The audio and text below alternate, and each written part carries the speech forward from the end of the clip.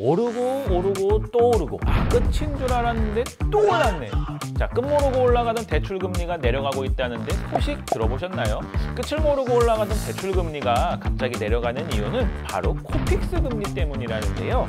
그런데 코픽스 금리 뭘까요? 코픽스 금리 때문에 왜 대출금리가 내려갈까요? 뱅크몰TV가 쉽게 설명해 드릴게요.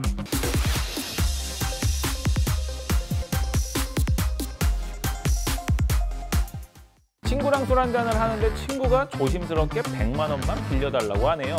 술김에 빌려준다고 했는데 막상 빌려줄 돈이 없습니다. 술이 왼수죠. 자, 자존심이 있어 돈이 없다고는 말 못하고 급하게 부모님에게 100만 원만 빌려달라고 요청합니다. 한참 잔소리를 듣고 110만 원으로 갚겠다고 하고 나서야 100만 원을 받게 됩니다. 막상 친구에게 빌려주려고 하니 잔소리까지 받고 나중에 110만 원을 부모님에게 드려야 하는데 100만 원 그대로 빌려주는 건 손해 같은 느낌이 듭니다. 그렇다고 이자 10만 원만 받자니 내 고생에 대한 대가는 공짜인가? 라는 생각까지 드는 거죠. 결국 갚을 때 이자 15만 원을 달라고 했고 친구가 오케이 해서 100만 원을 빌려줍니다. 뜬금없는 이야기 같지만 은행 대출도 방금 말씀드린 내용과 똑같다고 보면 됩니다. 자, 은행이라고 해서 돈이 무한정 있는 건 아니죠. 사람들에게 대출을 계속 해주기 위해서는 은행도 어디선가 돈을 마련해야 합니다. 은행은 돈을 어떻게 마련할까요? 자, 여러 가지 방법을 통해서 돈을 마련하는데요. 대표적으로 고객들이 맡기는 정기 예금이나 적금, 양도성 예금 증서 발행을 통해 돈을 마련합니다. 그런데 은행도 돈을 구할 때 공짜로 구하는 건 아니겠죠? 은행이 돈을 구하는 걸 자금 조달이라고 하고요. 돈을 구할 때 들어가는 비용을 자금 조달 비용이라고 합니다. 자, 일반적으로 은행이 자금을 조달한 비용에다가 약간의 이익을 붙여서 대출을 해주게 됩니다. 자, 부모님에게 자금을 조달한 비용이 10만 원, 친구에게 빌려주면서 이익이 5만 원이 되는 셈인 거죠. 자, 은행이 자금을 조달하는 방법이 다양하듯이 경우에 따라 자금 조달 비용이 다 다릅니다. 자금 조달 비용에다가 약간의 이익을 붙여 대출을 해준다고는 하지만 여기서 약간의 이익은 은행 마음이죠. 자, 하지만 은행들도 양심은 있습니다. 자금 조달 비용이 얼마이고 이익을 얼마나 붙였는지 고객들에게 알려주거든요. 자, 은행들이 정보를 공개했는데 신뢰성을 얻지 못하면 전혀 의미가 없겠죠.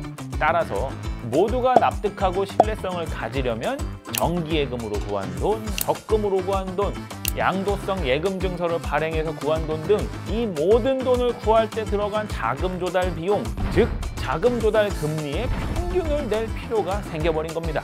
그래서 등장한 것이 바로 코픽스 금리인데요. 은행연합회에서 시중 8개 은행으로부터 자료를 받아서 자금을 조달하는 금리의 평균을 계산하는 거죠. 단순 평균을 계산하는 게 아니라 가중 평균이라는 좀 그럴듯한 방법을 사용해서 평균을 내는데요. 이것까지 알려드리면 너무 어렵기 때문에 넘어가도록 할게요. 자, 돌고 돌아 코픽스 금리는 뭐다?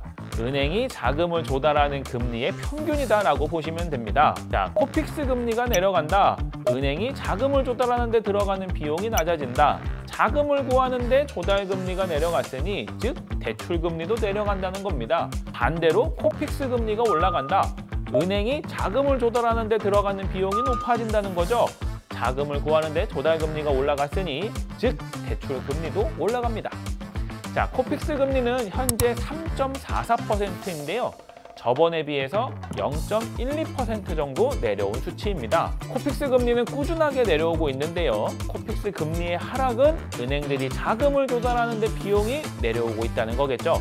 따라서 현재 시중은행들의 대출 금리도 내려갈 것으로 예상이 됩니다. 앞으로 추가적으로 코픽스 금리가 내려갈 수 있다고 하는데요. 그렇다면 대출 금리도 따라서 내려갈 가능성이 높겠죠.